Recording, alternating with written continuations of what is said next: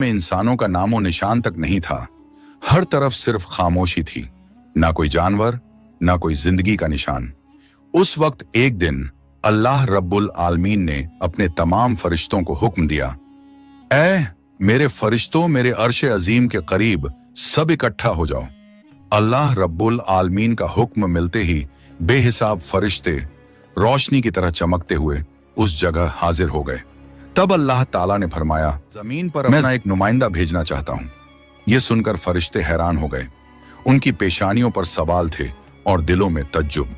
उन्होंने अदब से अर्ज किया, ऐ हमारे परवरदिगार, क्या आप ऐसी मखलूक को जमीन पर भेजना चाहते हैं जो वहां फसाद करेगी, खून खराबा मचाएगी? हालांकि हम तो हर वक्त आपकी तस्बीह और इबादत में मशगूल रहते हैं, फिर नया खलीफा बनाने की क्या जरूरत है? उनकी बात सुनकर अल्लाह रब्बुल आलमीन ने फरमाया, ऐ मेरे फरिश्तों, मैं वो जानता हूं जो तुम नहीं जानते।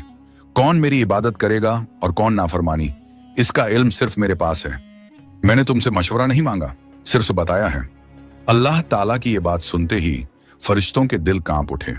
उन्होंने अपनी गलती महसूस की और फौरन तौबा कर लिया। फिर सजदे में गिरकर अल्लाह से माफी मांग ली।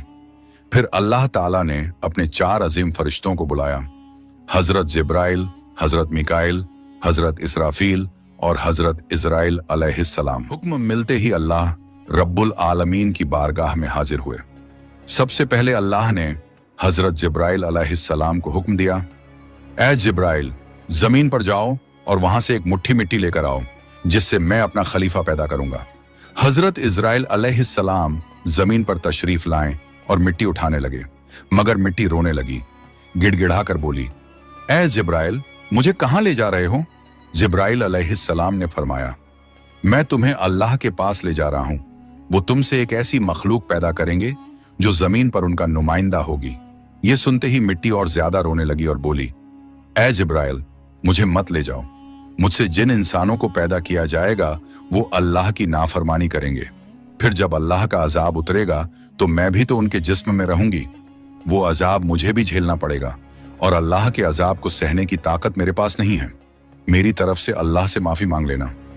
मिट्टी की यह दर्द भरी पुकार सुनकर हजरत जिब्राइल अलैहिस्सलाम खाली हाथ वापस लौट आए और अल्लाह के दरबार में जाकर पूरी बात बयान कर दी। फिर अल्लाह ताला ने हजरत मिकाइल अलैहिस्सलाम को भेजा। वो भी जमीन पर तशरीफ लाएं, मगर मिट्टी ने उसी दर्द से फरियाद की और मिकाइल अलैहिस्सलाम भी खाली हाथ लौट आए। इसी तरह हजरत इजराफील अलैहिस्सलाम भी जमीन पर तशरीफ लाएं, मगर मिट्टी की आह सुनकर उनका दिल भी पिघल गया।